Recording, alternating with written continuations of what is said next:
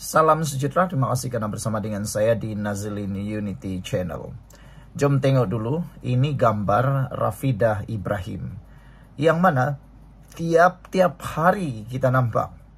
Tiap-tiap hari dah bosan saya tengok, dia tiap-tiap hari menangis di dalam media sosial. Menangis kenapa? Menangis tentang kampung Sungai Baru. Rupa-rupanya, menurut Tun Carlos di dalam tulisannya di Facebook, dia mendedahkan apa punca sebenar Rafidah Ibrahim menangis tak henti-henti. Oke, kita tengok dulu siapa sebenarnya Rafidah Ibrahim ini. Menurut catatan di Tun Carlos atau dalam utusan Malaysia menulis, kami tidak mahu pampasan, kami mahu tanah warisan kekal, kata Rafidah Ibrahim. Rupa-rupanya tanah yang mereka duduki itu bukanlah warisan kekal. Itu yang ramai tak tahu. Oke, kehidupan dan kerjaya Puan Rafidah Ibrahim ini ialah beliau dilahirkan pada 4 Jun 1986 di Kuala Lumpur dan merupakan anak bungsu daripada 12 adik-beradik. Beliau melibatkan diri dalam dunia hiburan dan terus jadi content creator yang paling bikin panas sekarang. Rupa-rupanya dia anak bungsu kepada 12 orang adik-beradik. Jadi ini yang Tun Carlos dedahkan. Tapi sebelum saya bacakan kepada Anda tentang Tun Carlos, tulisan Tun Carlos ini, suka saya bacakan kepada Anda semua satu pendedahan yang dibuat oleh Sanita.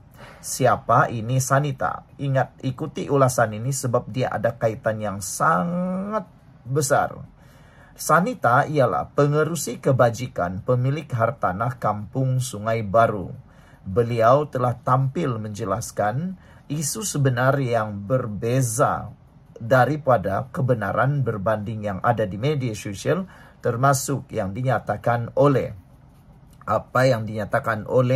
Rafidah Ibrahim. Saudara-saudara sekalian, kata Sanita, apa yang berlaku sebenarnya bukan pemaju yang cari mereka, tetapi merekalah yang cari pemaju. Untuk apa? Untuk memajukan, untuk mengubah, untuk memperbaiki kehidupan mereka yang ada di sana. Jadi, menurut Sanita, sebenarnya masalah yang berlaku kebanyakannya berkait dengan faraid. Menurut Sanita, apa yang berlaku ialah sebenarnya lebih kepada isu pembahagian faraid. Menyentuh mengenai penentangan yang masih berlarutan, Sanita mendedahkan ia hanya melibatkan segelintir kecil penduduk, khususnya pemilik rumah flat yang berdepan dengan isu pembahagian faraid. Bila harta itu dibahagi sesama adik-beradik yang ramai, kata Sanita, sudah tentu bahagian yang diterima lebih kecil. Mungkin sebab itu ada rasa tidak puas hati. Tetapi jangan pula perkara ini diputar belit seolah-olah keseluruhan projek ini menindas penduduk lain yang sememangnya mahukan pembangunan ini, kata Sanita. Jadi, itulah kaitannya dengan Rafidah Ibrahim. Rafidah Ibrahim ada 12 orang adik-beradik dan dia pula kebetulan bungsu. Apa yang jadi kepada dia? Dia rugilah. Macam tu patutlah dia nangis, kata Tun Carlos. Tapi sebelum itu, izinkan dulu saya kongsikan dengan Anda semua. Ini terapi imun Transofactor for Life. Terapi imun yang meningkatkan daya imun badan kita sehingga 400% secara umum dan ringkasnya. Apabila imun badan kita lemah, apabila imun badan kita bodoh, apabila imun badan kita tidak seimbang, kita kena penyakit dan tidak sembuh daripada semua jenis penyakit. Terapi imun ini mengajar imun badan kita menjadi bijaksana, kuat, dan seimbang. Apabila imun badan kita kuat, bijaksana, dan seimbang, imun badan kita itulah yang akan menghapuskan akar penyakit yang ada dalam tubuh badan kita. Akar penyakit yang mula berkembang dalam tubuh badan kita dihapuskan oleh imun badan kita sendiri. Produk ini lulus KKM, halal, dan diperakui oleh dokter-dokter di seluruh dunia. Saudara, mungkin ini adalah jawaban kepada doa Anda selama ini untuk lepas bebas daripada masalah kesehatan Anda. Cepat hubungi saya melalui nomor telepon saya yang tertera. Saudara-saudara sekalian, menurut Tun Carlos, patutlah Rafidah tak nak ambil pampasan. Adik-beradik dia ramai. Pastu dia pula yang paling bungsu antara 12 adik-beradik. Tak dapat bayangkan kalau duduk flat satu bilik dengan adik-beradik seramai itu. Okey, kalau ikut faraid, selalunya anak-anak lelaki dapat lebih. Perempuan dapat siput. Kalau pampasan awal dapat RM300,000 lepas tolak bahagian adik-beradik lelaki, kemudian balance tu bahagi pula dengan semua adik-beradik perempuan. Rasanya Rafidah dapat tak sampai RM9,000. Itu aku congak saja sebab tak tahu detail berapa orang lelaki dan perempuan, kata Tun Carlos. Kalau nilai keseluruhan pampasan untuk flat Bapak Rafidah bernilai RM1 juta, value kondo baru, lepas siap nanti dia mungkin akan dapat bahagian dia lebih kurang dalam RM50,000 sahaja bila dah siap nanti. Itu pun kalau family dia dah cairkan atau jual aset itu. Barulah boleh bahagi-bahagi duit. Sekarang ini yang problemnya adalah penduduk yang di flat itu. Duit pampasan ada yang masih tersangkut di amanah raya. Sebab masalah pembahagian tak settle antara adik-beradik. Kalaulah settle pun untuk pampasan awal, Rafidah hanya dapat RM9,000 sahaja. Patutlah hari-hari scroll Facebook dan TikTok nampak muka dia asik-asik menangis saja. Pemaju pun satu hal, kata Tun Carlos menyindir. Tun Carlos menyindir, mana cukup RM300,000. Patutnya dia bagi RM50 juta dekat family Rafidah yang 12 adik-beradik tu. Sindir Tun Carlos. Barulah mungkin Rafidah akan senyum. Itu tulisan Tun Carlos. Saudara-saudara sekalian, mengikut atau menjejak semula kepada pendedahan daripada Sanita, beliau menyatakan bahawa semua pampasan utama sebenarnya telah dibayar sejak 2023. Malah difahamkan bagi mereka yang tidak bersetuju, ia telah pun dibawa ke mahkamah dan sudah melalui proses sewajarnya. Jadi kata Sanita, jangan kata penduduk tidak dibeli pilihan.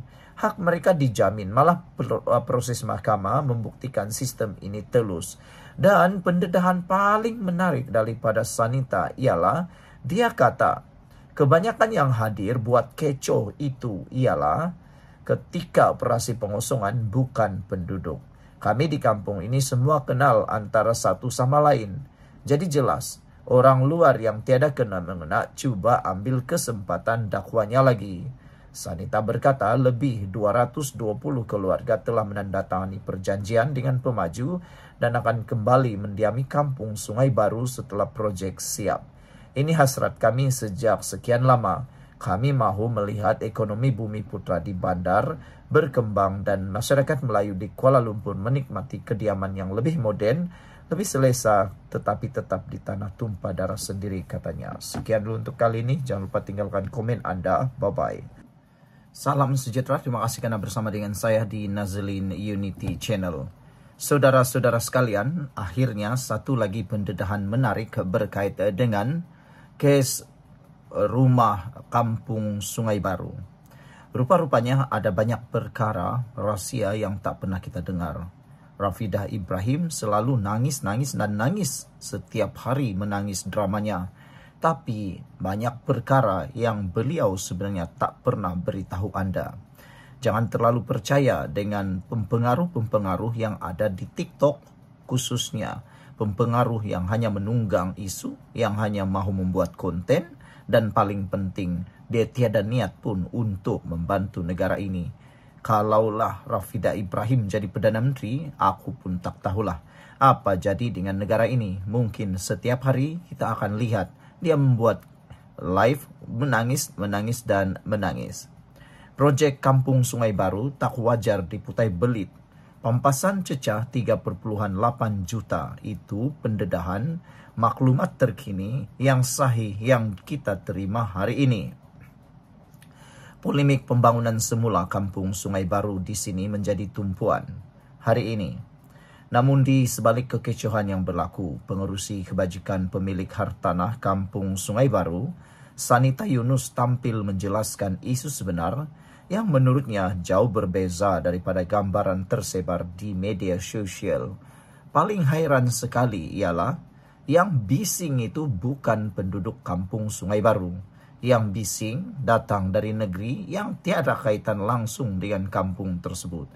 Penduduk kampung Sungai Baru sudah lebih daripada 80% mahu supaya kawasan itu cepat-cepat dibangunkan. Ada yang sudah menunggu hampir 10 tahun untuk diteruskan proyek itu. Tetapi bayangkan media sosial, pempengaruh, aktivis yang tiada kaitan langsung dengan itu cuba menunggang pula dan paling teruk mengaitkan pula dengan bangsa, agama dan juga perkara-perkara yang sensitif. Saudara, kita harus menolak perkara-perkara yang tidak ada kebenaran seperti itu. Sebelum kita teruskan ulasan nih, jangan lupa tinggalkan komen Anda dengan tanda pagar Kami Sayang Malaysia. Izinkan dulu saya kongsikan dengan Anda semua, ini terapi imun Transofector for Life. Terapi imun yang meningkatkan daya imun badan kita sehingga 400%. Secara umumnya, kita kena penyakit karena imun badan kita lemah. Secara umumnya, kita kena penyakit karena imun badan kita yang bodoh. Secara umumnya, apabila sistem imun kita tidak seimbang, kita tidak sembuh daripada semua jenis penyakit. Tetapi, apabila daya imun badan kita kuat, apabila daya imun badan kita bijaksana, apabila daya imun badan kita seimbang, imun badan itulah yang akan menghapuskan akar penyakit yang bersarang di dalam tubuh badan kita. Apabila imun badan kita sudah dihapuskan oleh imun badan kita sendiri, maka kita sembuh daripada semua jenis penyakit. Cepat dapatkan produk ini melalui nomor telepon saya yang tertera. Produk ini halal, diluluskan KKM dan juga penemuan paling bersejarah dalam dunia kedokteran abad ini. Dapatkannya sekarang melalui nomor telepon yang tertera. Saudara-saudara sekalian, yang menyedihkan ialah ramai orang yang sangat terpengaruh dengan pendedahan-pendedahan di media sosial, khususnya di TikTok. Mereka lebih percaya Rafidah Ibrahim berbanding dengan para peguam yang mewakili penduduk kampung tersebut. Semalam saya sudah membacakan kepada Anda semua luahan seorang peguam yang mewakili keluarga dan penduduk.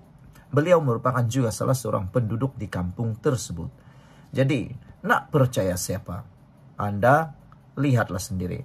Sekarang ini pula banyak pendedahan berkaitan dengan Rafidah Ibrahim. Mula tular pada muka dia lah, kata netizen. Akhirnya, siapa dia sebenarnya mula tertonjol satu persatu.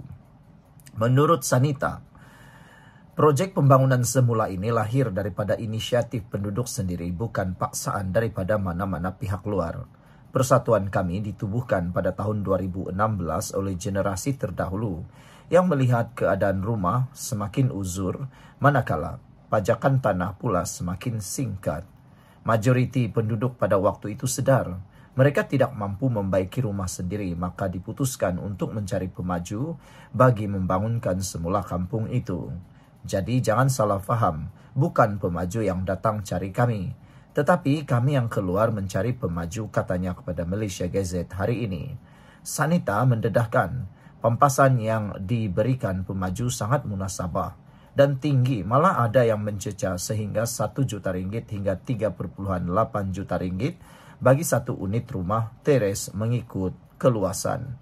Kalau ikut penilaian kerajaan, nilai asal sekitar 400 kaki persegi.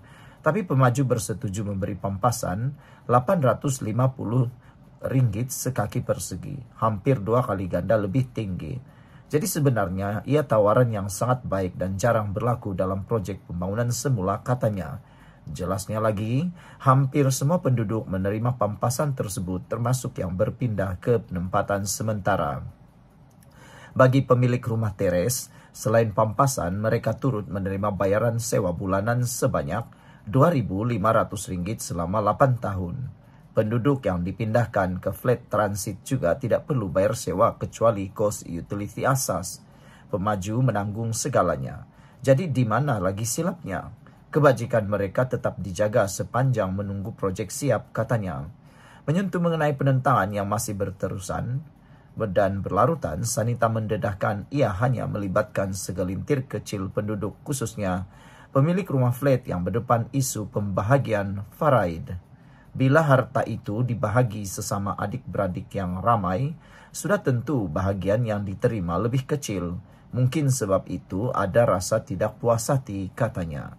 Tetapi jangan pula perkara ini diputar belit, seolah-olah keseluruhan proyek ini menindas penduduk lain yang sememangnya mahukan pembangunan ini, tegasnya lagi. Menurutnya, semua pampasan utama telah dibayar sejak 2023. Malah difahamkan bagi mereka yang tidak bersetuju, isu tersebut dibawa ke mahkamah dan sedang melalui proses sewajarnya. Jangan kata penduduk tidak diberi pilihan, hak mereka dijamin, malah proses mahkamah membuktikan sistem ini telus. Jadi tidak timbul isu kononnya ada penindasan atau rampasan tanah. Dalam pada itu, Sanita turut mengakui perjalanan proyek itu bukan mudah karena berdepan pelbagai cabaran politik sejak beberapa tahun lalu. Kita lalui pelbagai menteri wilayah, ada yang menyokong, ada yang ragu-ragu, tetapi akhirnya keputusan mahkamah berpihak kepada pembangunan ini. Menteri wilayah yang ada sekarang, Dr. Zaliha Mustafa, telah memberi sokongan padu dan memastikan semua berjalan ikut peraturan, ujarnya lagi. Namun yang lebih merungsingkan, katanya, persepsi masyarakat luar yang mudah terpengaruh dengan naratif media sosial tanpa memahami fakta sebenar. Kebanyakannya yang hadir buat kecoh ketika operasi pengosongan bukan penduduk. Kami di kampung ini semua kenal antara satu sama lain. Jadi jelas, orang luar yang tiada kena mengena cuba ambil kesempatan dakwanya lagi. Sanita berkata lebih 220 keluarga telah menandatangani perjanjian dengan pemaju dan akan kembali mendiami kampung Sungai Baru setelah proyek siap. Ini hasrat kami sejak sekian lama. Kami mahu melihat ekonomi Bumi Putra di bandar berkembang dan masyarakat Melayu di Kuala Lumpur menikmati kediaman yang lebih moden, lebih selesa tetapi tetap di tanah tumpah darah sendiri, katanya. Justru beliau menyeru orang ramai untuk tidak lagi mempercayai fitnah dan provokasi yang berlegar di media sosial.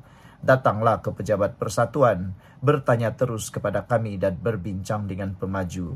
Jangan mudah terpedaya dengan cerita separuh benar.